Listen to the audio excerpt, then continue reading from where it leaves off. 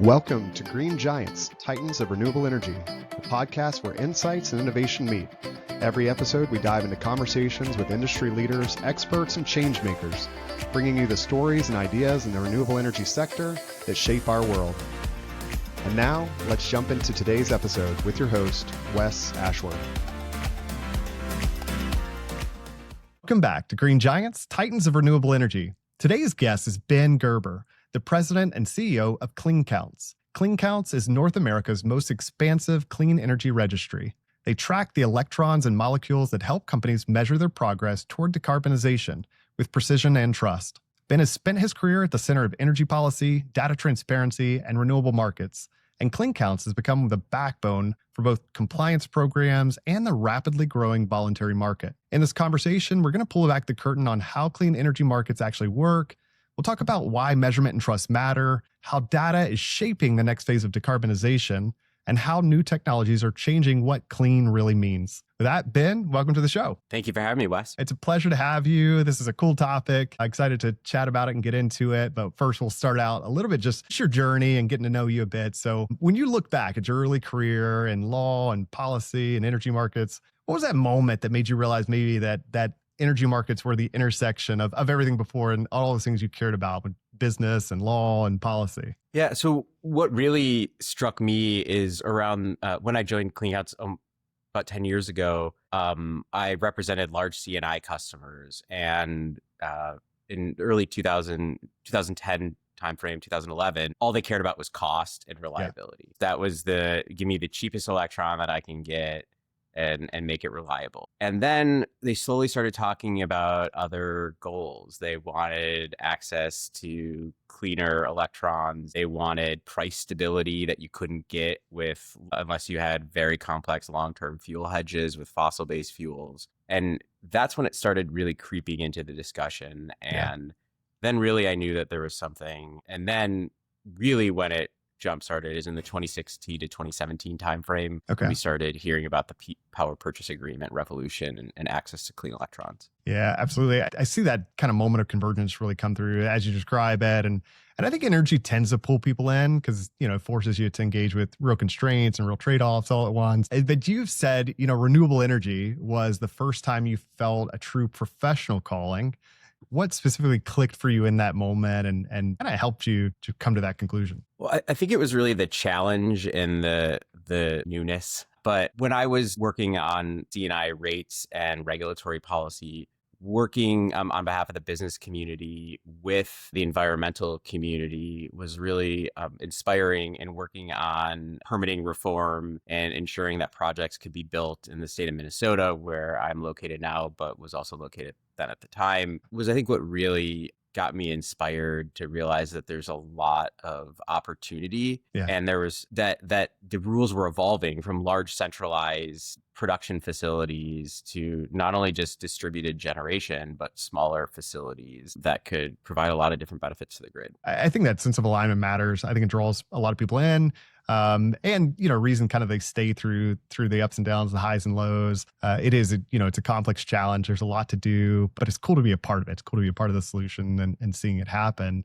Before all that, so you started your career in oil and gas, during a difficult economic period. How did that time shape your perspective on energy markets and the transition ahead? So I think it helped a lot. And I think always keeping an open mind is important. And I knew I wanted to work in energy. And there were opportunities in the 2010 timeframe to work on renewables. It was still part of that, like coming out of the downturn.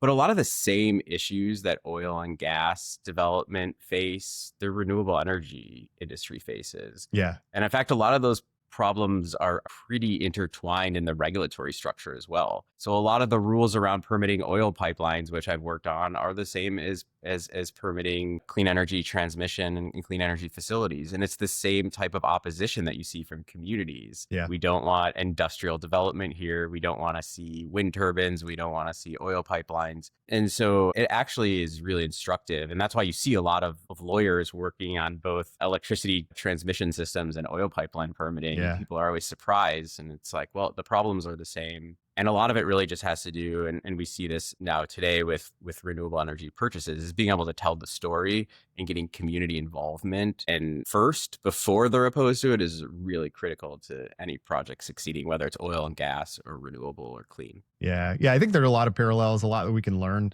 certainly from that. And you said like there are tons of similarities. Some people just think they're completely just counter, like against each other. And I don't know, there are things that we can definitely pick up and learn from that experience, because one, it's a more mature market's been around longer, but a lot of these same issues exist. And so that's cool perspective. And a lot of professionals I talk to have come from that world, and now are in the renewable energy side. But for that reason, I think there's a lot that sets you up for success. So then, when you moved into representing large commercial and industrial ratepayers, what did you learn about how major consumers think about energy and risk? Yeah, so it was always really interesting to me because I also represented some of the small C&I customers, and it was always interesting to me to ask people if they ever looked at their bill. Right. And now there's a really an interesting movement that's just come out recently about making utility bills easy to read. I forgot they came up with a snazzy title, but they're really complex and hard to understand. And even someone that's in energy, I have solar on my house and an EV, and I'm trying to figure all this stuff out. And I geek out on it, and it's difficult. But working with the C&I customers and understanding what their needs were was always really interesting. Including, it got very wonky in working with a company in northern Minnesota that was creating issues on the grid when they ran one of their metal recyclers. And so as they were crushing metal, they created problems for some of the other sensitive customers in that area of the grid, where you had large mines and paper mills and some other complex that couldn't have those harmonics and issues on the grid. And so being able to understand those, and then working with the utility to figure out, well, instead of having them, spend $200,000 on upgrading infrastructure in that area, is there used equipment they could get from the utility? We ended up finding out that they could. And so it was a really good way to understand some of these problems that we're now seeing or will see whether you have too much or not enough generation in certain areas. And how you deal with that, and how you work with utilities and regulators to come up with solutions. I mean, I've always tried to look at these problems and come up with the easiest solution, but also innovative ways. Sometimes it's not that you need to go the difficult route, but finding out what the common ground is. Yeah, good stuff there. Good perspective, finding that common ground. And I think that buyer perspective will really set up a lot about what we'll get into here in a little bit. To kind of stay on just this early journey and kind of building the foundation of this. So, CleanCounts has evolved dramatically since you joined in 2015. What was the problem you originally stepped in to solve, and how has that expanded over the last decade? Yeah, well, I was originally hired when the Clean Power Plan was coming into being. Those of you that are listening that were in the market at that time might remember that trauma, but we all suffered it together. But the idea was, all right, we have these robust tracking systems. What happens when we start tracking something at a different level? And my experience in my oil and gas work was in North Dakota, realizing, having worked with some states, that might not be always favorable to the federal government coming in and intervening, but they also weren't going to pay for something that they didn't really want to do. And so realizing that these systems, the rec generation systems that weren't part of the government, may potentially go away, but is there a role for them still to play? And if there's not, we're a nonprofit, we don't need to exist. And we realized that, yes, there is. I mean, in Europe, where they had carbon regulation already and still do, the type of renewable energy certificate markets are still really robust and mature markets. And so there was going to be a need for it. But what was that need going to look like? And that's right around the time where we saw a change in the federal government, the Clean Power Plan go away, and the whole idea of the PPA revolution, for lack of a better term, and the ability for customers to actually demand or make demands of the grid and actually get them. I think, having worked with those customers before, it's really interesting, because understanding that they already had very good relationships, in some cases with utilities, or wanted to have good relationships. And they went to the utilities and said, we want this, and you need to find a way to give that to us. And there was a lot of tension at first, but then we started seeing those first deals, their smaller deals pop up, and more. And now there's a whole sophisticated industry around power purchase agreements, VPPAs, PPA, and all of these really complex. And now we're seeing that those customers are driving policy changes at the federal and state levels. Yeah, quite the evolution. How does that translate? Like, what's the main problem you're trying to solve today? You know, if you look at kind of where you came from and some of the things that was focused on and how that evolved, what's the main focus today, and what CleanCounts is out there to solve and do? Yeah, I think most people will never see a clean energy registry. It's Right. totally. I mean, even it's funny. I was like Googling on Reddit, and there's like one Reddit string, and there's registries for everything, but not a clean energy registry, and that's okay. I'm not expecting it. But nearly every clean energy deal will rely on them. And most importantly, if you can't measure it, you can't fix it and improve it. And data is really the foundational measurement to improve the grid and really to understand how to decarbonize the grid. You have to be able to measure it and understand where you are now and where you want to go. And without registries and data, we are acting blindly. And to some extent, we are now, because even if we have parts of that, so the registries have this information, but there's very little coordination and standardization around this data. Not only between the registries, which is an issue that my own industry owns, but in providing useful information to regulators and others, it's still a frustrating endeavor. And one of the things we want to do is fix that. And we see that we play an important role in that. We have an obligation to improve transparency and access to this data so that we can achieve those goals of the grid, whatever they are. Yeah, awesome. And I agree completely. I think it's one of those, it's like probably lesser known. People don't think about it. It's sort of behind the scenes, doing the really important work. And it's the reason why I'm glad we're having this conversation, getting some of this out there as well, too. Tell us a bit about CleanCounts transitioning from just compliance-centered registry to voluntary market powerhouse. Some of it, like, what does that actually mean? What should people understand, I guess, about it? And is there an inflection point that stands out as a moment, everything just began to accelerate and led you to, obviously, today? Yeah. So I think that real transition. So when I joined in 2015 in October, less than 25% of the volume in our system, which was under 100, it was like 75 million RECs issued, 75 million megawatt hours. Yeah. And it's now over 300 million issued in a year. Less than 25% was voluntary. And now I look out today, and last year it was over 75%. And so we've seen a total flip. And what the compliance markets were what really drove the early voluntary markets. There was regulatory surplus, the generator owners and utilities. What do we do with these? Well, there's customers that want them. We can start with green tariffs and green pricing programs that started to proliferate, but even before power purchase agreements. And then others realized, like, well, I want actually direct access. I want to see the pricing and strategies. And so I think that is really where the turning point was. In terms of years, it was really in the early 2020 timeline. We saw the massive growth where it wasn't just the big tech companies. It was a lot of companies wanting to build or own generation and seeing 18+% growth, not just in our revenue, but in the generators registering and the production we're seeing. And the different types. I mean, it's still the case now that it's a small minority of our overall generators produce the majority of the certificates, but it's no longer the case that that's going to be true in every registry. And you have some registries that have hundreds of thousands of generators, but have half the volume of issued certificates than our system. And so, especially on the coasts or areas where you don't have, like in the Midwest, I mean, we track all over North America, but our historical footprint and where the bulk of our generators are in the SPP and MISO territory. And so that's where you see a ton of large generators that are then the electrons are bought by companies all over North. Yeah, absolutely. All right. So now we've kind of set the stage of a little bit your journey, CleanCounts, kind of what you're doing and how that's evolved. I want to talk about getting into one of the least visible but most essential parts of the system, which is how clean energy is actually counted and claimed. And so we've been talking about this, but growing criticism of EACs from both ends of the political spectrum.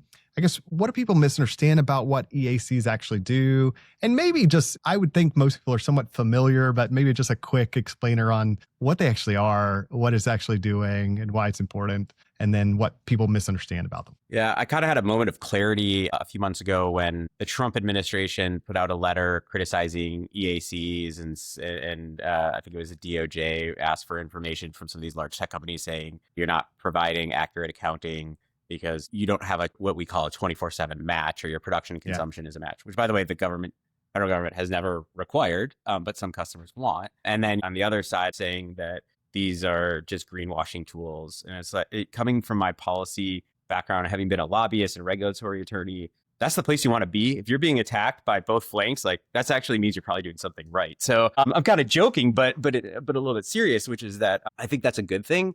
However, a lot of those attacks are misguided. And, for one, I think attacking, first of all, greenwashing, I feel like is kind of just one of those things that if you don't like something, you call it greenwashing. And if it has to do with environment and it's kind of hard to rebut that. But a lot of the criticism addressed to EACs are that, specifically RECs, is that, well, they're not decarbonization instruments. And my response was, well, they weren't originally supposed to be. It was an accounting tool for RPS policies. Yeah.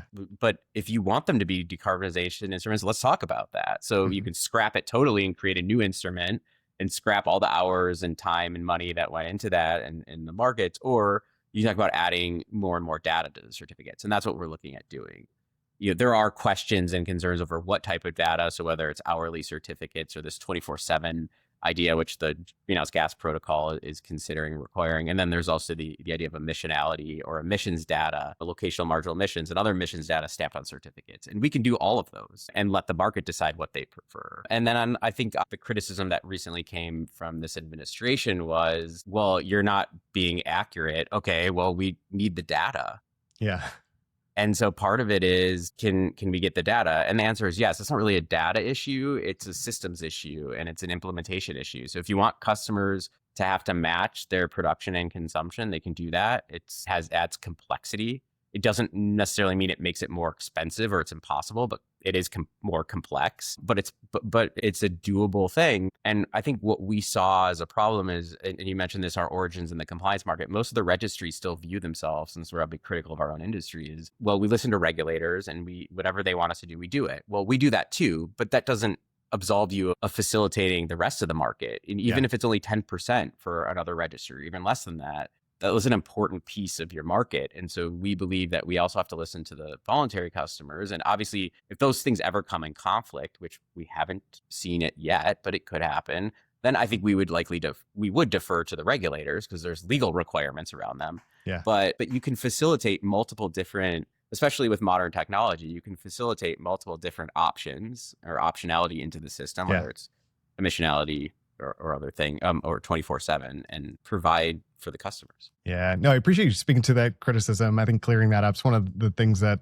I always love to do on the show, is just tell truth around misconceptions. And, I think people sometimes just chalk things up as like, oh, yep, that's just what it is. I heard it. I saw it, but really to be able to speak to those and some of the context behind it, which I think is really important. Another thing is, like, when groups argue that we should ignore EACs and rely on grid mix, what would the consequences be for the supply chain installers, equipment markets, and developers? I mean, it would be catastrophic, because I think when you look at the NREL data, the state of the market report that they put out, and so this is government data that hasn't really changed across administrations either, that the bulk of the renewables put on the grid last year, I think it was over 70%, which is a number I keep saying, but it kind of keeps coming up. Yeah.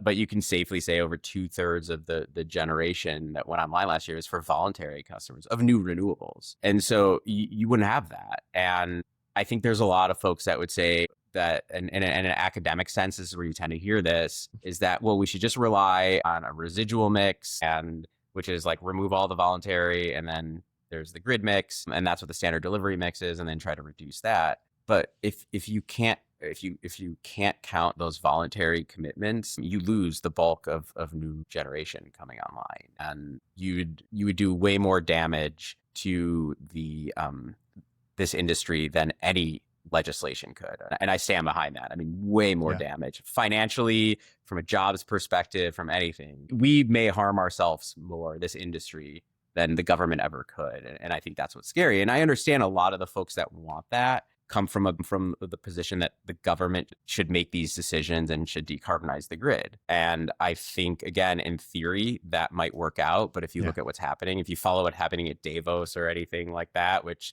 is annoying to follow that stuff, but it's important because it's where decisions are made. People are walking away from that, at least publicly. I mean, privately, the consensus is, no, we still care about climate. We're just not going to talk about it.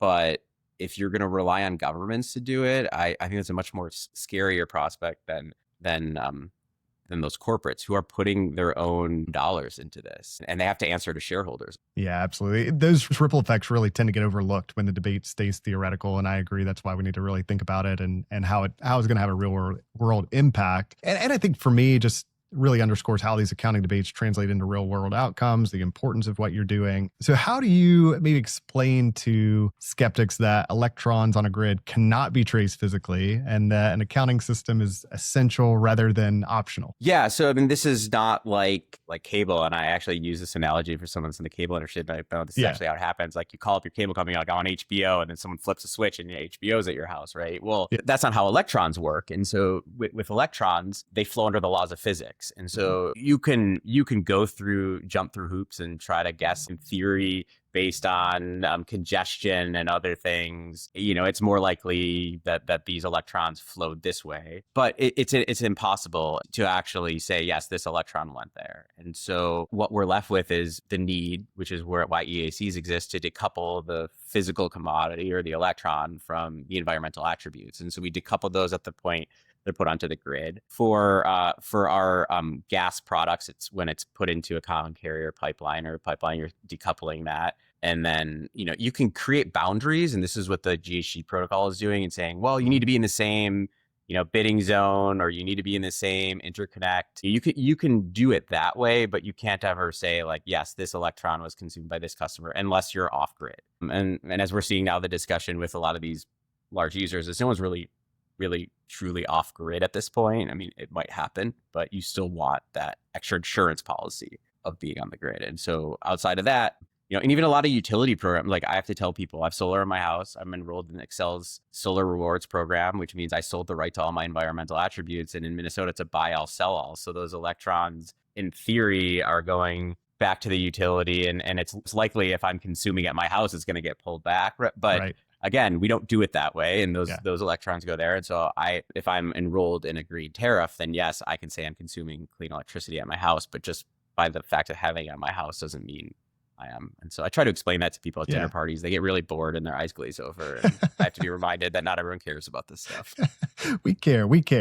Yeah, I think once people understand the physics, at least, the need for an accounting layer becomes much more clear and you understand why we need this. But I think overall, once you understand a little bit of why EACs exist, what problem they were designed to solve, the next question naturally follows, which you started to touch on a little bit. But as goals shift from simply procuring clean energy to actually measuring emission reductions, people began asking more of the system. And that's where greenhouse gas accounting and new approaches start to matter. So you've said, EACs were designed for procurement accounting, not necessarily decarbonization measurement, which you touched on that briefly in the beginning. What does that evolved EAC look like in your mind? So if that changed and evolved the way you think it should, what would it look like? Yeah. So the thrust of all of this is, well, what does the customer want? And it's not even always clear what the customer wants. I mean, this is an evolving issue in itself. But I think one of the things I've learned is that running what I never thought would become a tech company. So when we built our own system in 2017 and launched it, I'm an energy regulatory lawyer. I told my board, like, I have no business doing this. You guys probably hire someone else. And they're like, no, we believe in you. I think it was the greatest decision that I didn't make, which is, someone saying, no, we think you should do this, because I learned a lot and much better for it. But one of the things that we've learned is that a lot of people don't understand technology, especially in the energy world. And so sometimes it's more about iterations and trying things out. And I hate the word pilot because I think that can get misused. And a lot of times pilots become actual official products. And if you build it off of a platform that isn't stable and supposed to be permanent, you can get yourself into trouble. And it's really related to the tech piece of it, but it happens in other parts of the world.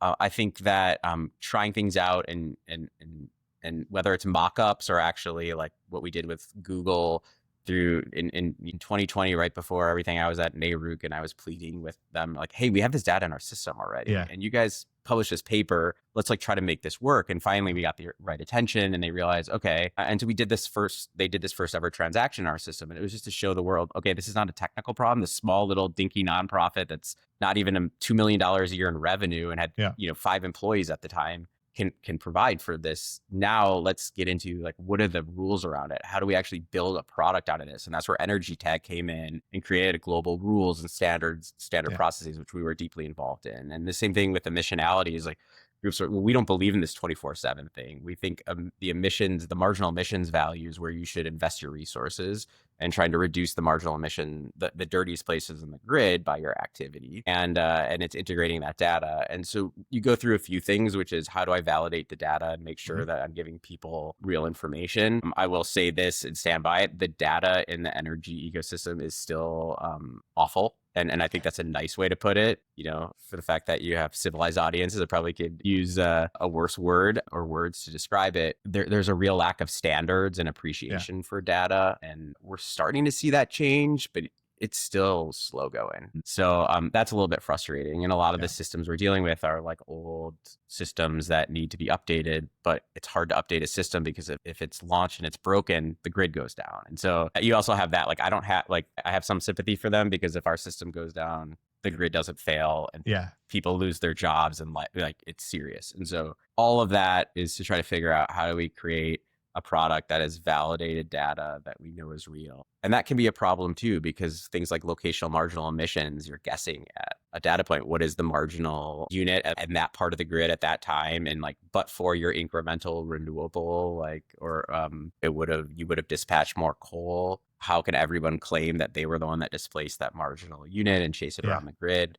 Just like, how do you, if you're looking at hourly, there's a lot of complexity around managing that. And how do you ensure that you're able to operationalize effectively, not just cost effectively, but efficiently produce whatever your product is? And so I have to criticize them both, because if I don't, then I get criticized. I get criticized like you're too pro hourly, you're too pro emissionality. It's like, no, we want to be a solutions provider for everyone. We also have to make sure that what we're giving the industry, we can stand behind. Yeah, absolutely. I mean, it's complex, right? I think it's evolving. I think that's the key thing. I think some people expect perfect right away. It's never going to happen. These things take time. Takes going through iterations, and as you said, sort of a little bit of trying things out, some trial and error, and you end up getting it right, but it never starts perfect. I guess that's always the reminder. You started to touch on a couple real world examples, like Google's 24/7 CFE model, Meta's emissionability modeling for different outcomes. With those comparing, like, what does each get right and what are their blind spots? What I can say, and this is not trying to give you a politician's answer or a lobbyist answer, is that they both get one thing right, which is that they want to decarbonize the grid and they want to do it as efficiently and cost effectively as possible. So I think that's what's frustrating to me, is that there's a lot of fighting between, in some cases, the proponents of these ideas individually, collectively, and then the service providers and everything. Yeah. But in the end, when you talk to these companies, whether it's Level 10 or Assurity or Google or Meta, they all have the same end goal in mind, which is to, as I said before, cost efficiently decarbonize the grid. And so I think that's what I try to focus on. I think it's easy to poke holes in each of the models, especially if you consider yourself on one side or the other. But in the end, what we want to do is provide a pathway to do it. We spend a lot of time now fighting over this, and the GHG protocol now saying, well, like, we're going to require hourly, and now you have all this fighting. And it's like, hey, we're all trying to reduce emissions on the grid. Let's focus on that instead of like staking our claim. And it's hard. It's hard to do it because, and I'll be totally like honest with you in my evolution of this, because I think you need to keep an open mind. And as I mentioned, like, my career has kind of been like that too, is I came into this thinking that emissionality was the most important thing behind hourly, is that we should look at what hours are the most carbon intensive on the grid and go look at investing in those areas. And Boston University is a good example of a company that did that even before it was like called emissionality. And they took a lot of flack even internally from within the university system. They bought the output of a wind farm in a coal heavy region of South Dakota. They actually used our system to buy those certificates, and that was important. And I think they should be applauded for that, one, for doing something innovative when it wasn't the popular thing to do, and they had to push on it. And Google doing 24/7, I think, is another example of that.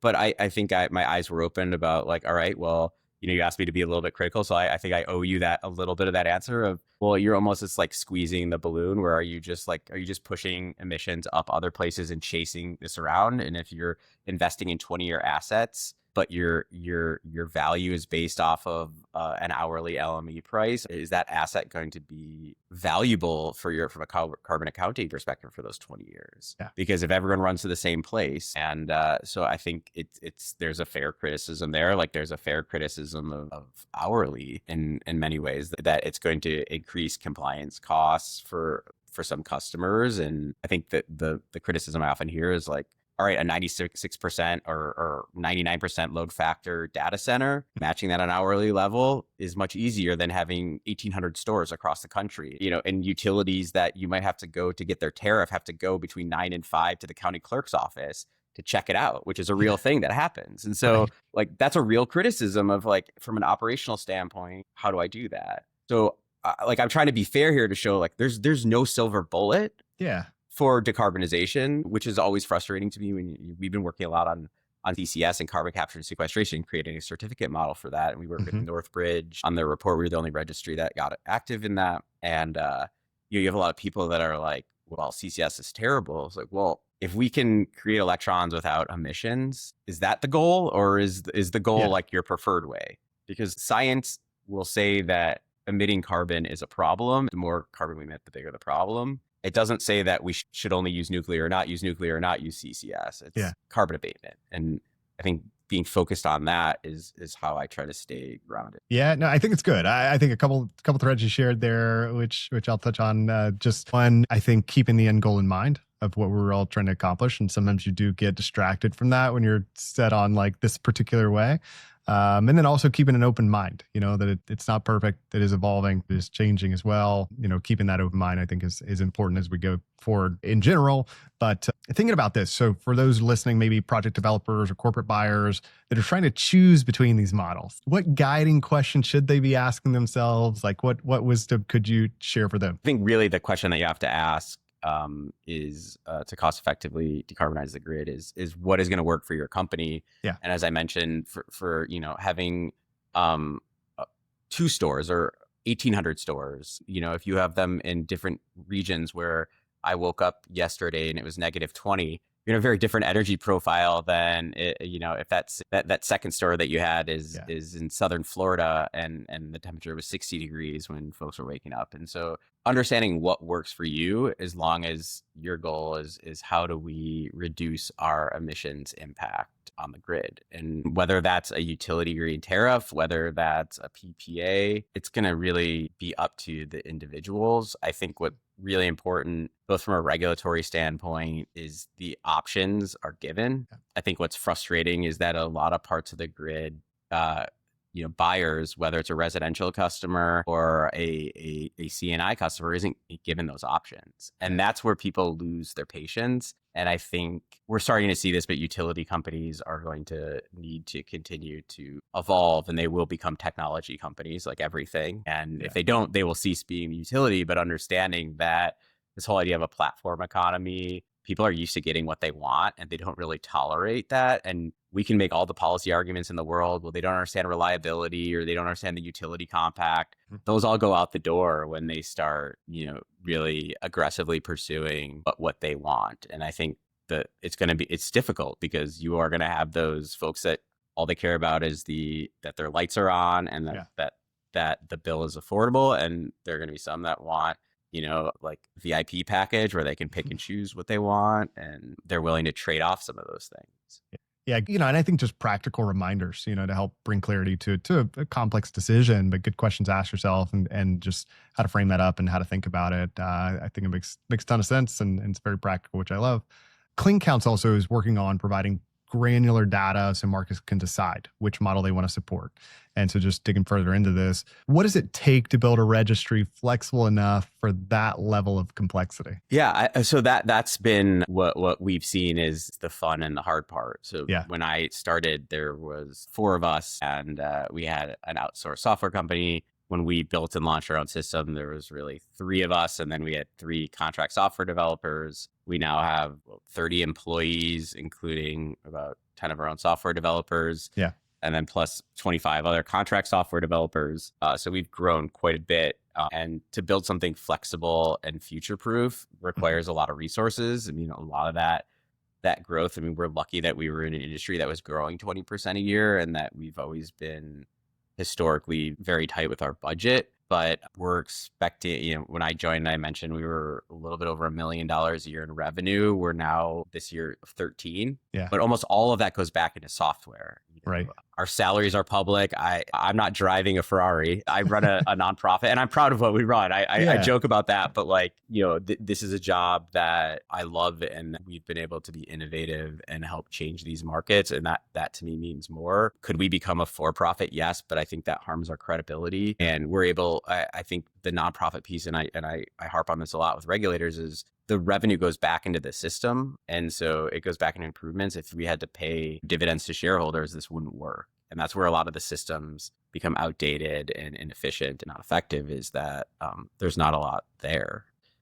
So it takes a lot of reinvesting back into the system and continuously building. Technology, if you slip up even just for a year, it can bite you, and you have to constantly maintain. I think of it as a living creature, and that you're constantly feeding it, and it needs to be updated. It needs its cage cleaned out and changed and updated, and if you don't, then it's not a good situation. Yeah, I mean, clear, obviously, the amount that has to go into it, obviously the reinvestment, and I appreciate your work in it and the heart and passion to do it, and it needs to be done. Obviously, talked about it. It's messy and complex and not perfect, and this is just continuing to get better. But obviously, the amount of work that you're pouring into it and doing it from the right, I think, heart and mind of doing it the right way and maintaining credibility and trust. I think that's so important. But for me, what kept coming up through all of that and thinking about it is just none of these approaches work without that solid data underneath them. And I think it's becoming true of all of our society. We're trying to get just more and more accurate data underneath, everything that's going on. But you can have those right goals and frameworks, but the information feeding the systems, it's incomplete or fragmented. Everything else on top of it becomes fragile in turn. It brings us kind of the critical role of data infrastructure. And, you've mentioned, obviously it's a little outdated, a little messy, and some utilities sometimes rely on scanned PDFs and outdated systems. What's that hidden cost of just poor energy data infrastructure? I mean, I think it's significant, and I don't even know if I could put a number on it, and it goes across, and I come from coming from the legal world. I had this debate with our lawyer when we launched our system as cloud infrastructure, and a lawyer said, no, that's terrible. It's not safe. And you got to have your own server rack at a data center somewhere. And I sat down and explained, do you know how much AWS or Google Cloud spends on their security? They spend more every minute than we could spend in 5 years. And so explain that, and these things are changing so rapidly that I think that's what's important. And that's where I think it's important that we think of ourselves as a technology company and not just a clean energy nonprofit. We are. And we do a lot of education around that, but it's really important. And by building a modern, scalable registry platform, we design it around our customers and not bureaucracy. And I think that's where a lot of these systems that people interact with, whether, by the way, there are some really great government systems. EIA is probably one of the best. We usually use it internally often as a reference point. We were doing some planning, and it was I want our system to show charts like this. So not all government systems, but a lot of times when people interact with bureaucratic systems, it's terrible infrastructure and it's glitchy. And so it's trying to figure out how we can build it around the customer and not the bureaucratic nature of the systems. And where a lot of folks go wrong is, and this is across systems, you see it really bad in the registry energy world, is that it's all stakeholder driven. And I had a great mentor early on in my career that said stakeholder groups are a poor excuse for leadership. By the way, stakeholder groups have their place, but sometimes you just got to do something and then get feedback, because if you sit around and talk about it, it doesn't always come together. And so what that driving change and bringing that technology and designing around the customer allows you to get rapid feature development. It allows you to lower costs in the end.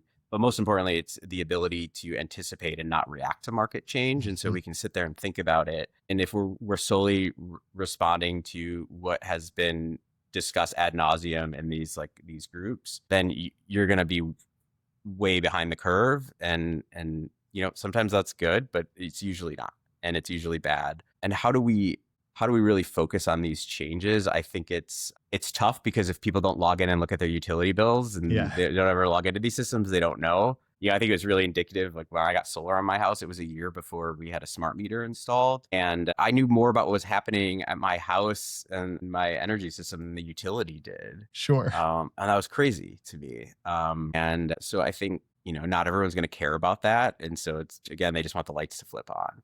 But I think we're starting to see, as well as good design, I think a lot of people look at it as a luxury, but good design usually means you're listening to the customers. And we spend a lot of time not just designing what we're then going to show, but then going back and fixing and seeing how customers use our system. And it's important to do that because, again, that's going to give you that ability to anticipate those upcoming market changes and not just be reactionary. Yeah, absolutely. Thinking about some of the progression. So there are some emerging platforms like MISO's collaboration with Singularity Energy that show what's possible.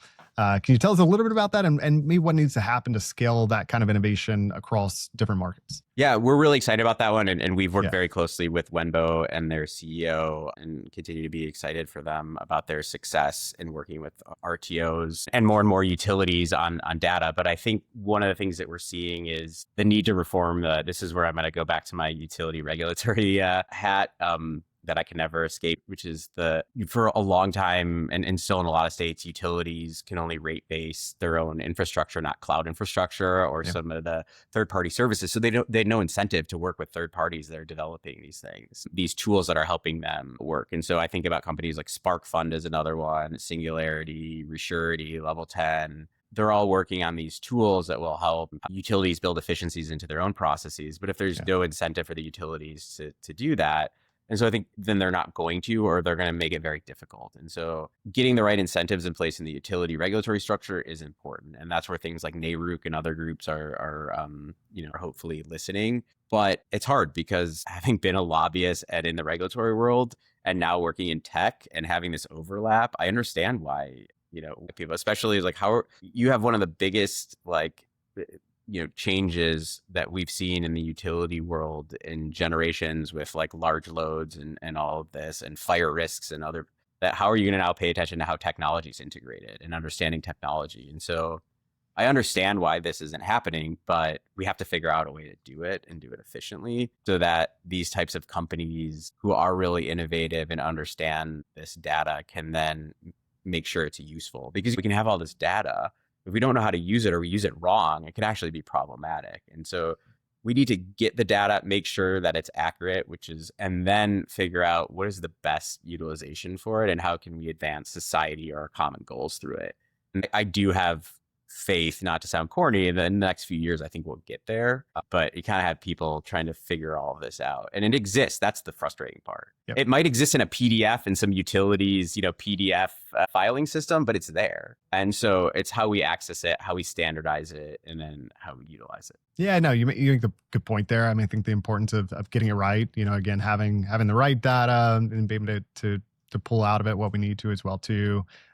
I think you can see both sides of that. I think how great it could be if you get that right, but also there are risks, if you have the wrong data and don't use that appropriately. But I was talking to somebody who showed me this product, which it ended up, it was kind of cool, but it was really just taking like, I guess what they're called as like ChatGPT wraps, where you like try to make a product out of ChatGPT and sell it as like this innovative product. And this is not to demean this product, but one of the things, it was like, well, you ask me a question and I can this can take all this regulatory data that's public and give you like a better answer. And I was like, yeah, but a lot of the reasons why regulatory decisions are made aren't ever put into the comments, or it's not always clear, or there's differing reasons. And so it's like, we also have to be careful about going back to this, like the Anthropic example, not to hammer on it, which is that if we're going to train these like really important tools and we're training it on things that aren't really indicative of where we want humanity to go or where it is or has been, like that's a problem. And so I think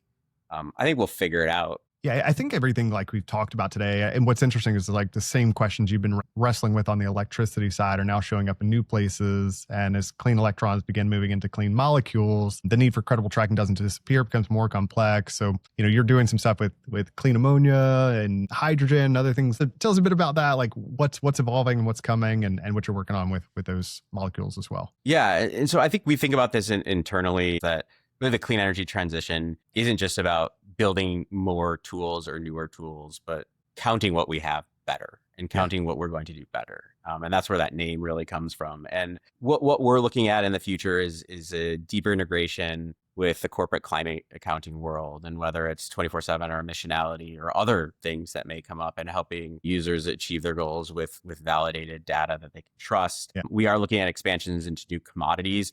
We really talk a lot internally about the electron to molecule pathway, and sometimes back to electron or to more complex molecule.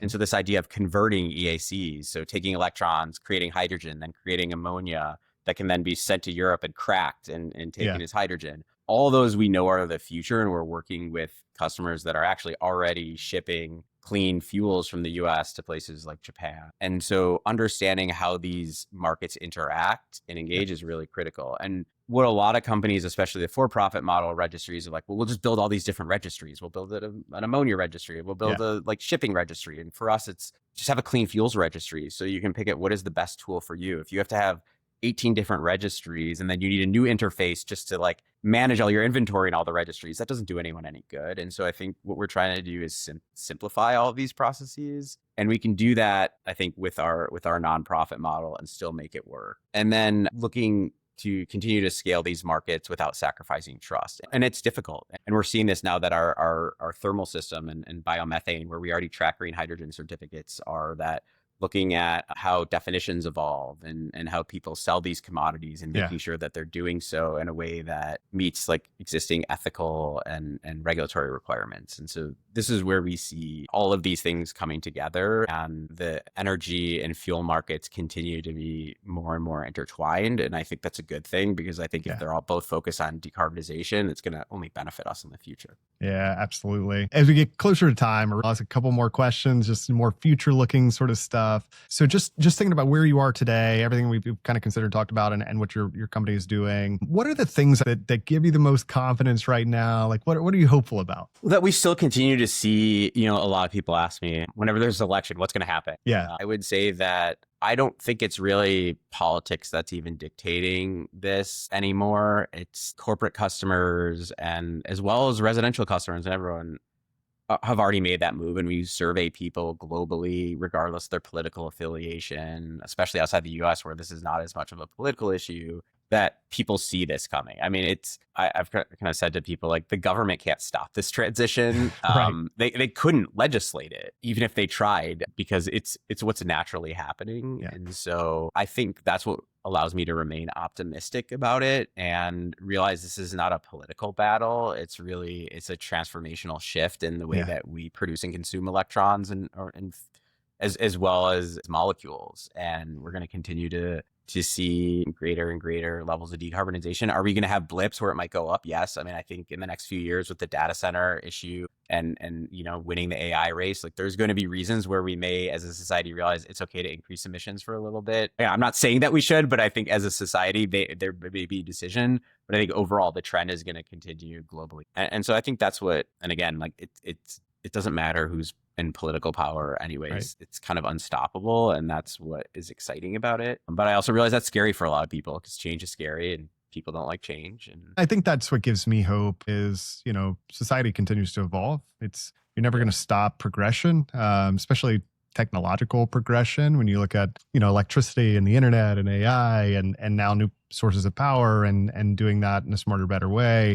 Yeah, I think those that are truly informed in the know can see that clearly, regardless of whatever noise is around and outside. So that gives me a lot of hope. Some final question. So when you imagine the clean energy system 10 years from now, what do you hope CleanCounts will have made possible that maybe would have not happened otherwise? Much better data integration, so that you'll be able to see the renewable generation you're consuming on something like a Nest thermostat, or you'll be able to actually have that transparency if you want it. Not everyone's going to care, but to actually see that's what my activity was related to these generators. Again, not necessarily those electrons, but this is what's covering my activity, and being able to see that, so it's not just theoretical, it's actually something you can touch and see. Yeah, I like that. be able to touch it and see it. It's a powerful way to frame long-term importance of this work and what you're doing. With that, Ben, thank you for walking us through the systems that make clean energy markets function. The CleanCounts is doing the kind of foundational work that often goes unnoticed, but without it, progress would stall. So I really appreciate the clarity and thoughtfulness you brought to the conversation. To our listeners out there, thank you for spending time with us today. If you found this episode valuable, please subscribe, leave a rating, and share it with someone who cares about the future of energy. With that, we'll see you next time on Green Giants. This episode of Green Giants, Titans of Renewable Energy, was brought to you by Lee Group Search. If you enjoyed today's discussion and are looking to recruit top talent for your company or find your next career opportunity in the renewable energy sector, visit leegroupsearch.com. Let's continue driving the future of clean energy together. Until next time, keep pushing toward a greener future.